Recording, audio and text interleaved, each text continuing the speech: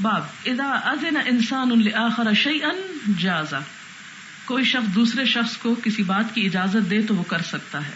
حدثنا حفص بن عمر حدثنا شعبہ عن جبلہ كنا بالمدینة في بعض اہل العراق فاصابنا سنة، ہم مدینہ میں عراق والوں میں تھے کہ ہم پر قحط آیا. فکان ابن زبیر یرزقنا التمر، تو عبداللہ بن زبیر ہمیں کھجور کھلایا کرتے تھے.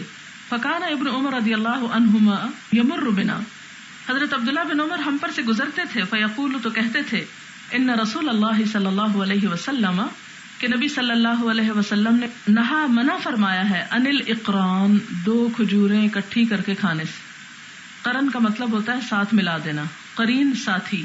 الا ان یستأذن الرجل منکم اخاہ، ہاں اس صورت میں جائز ہے کہ کوئی شخص اپنے بھائی سے اس کی اجازت لے لے.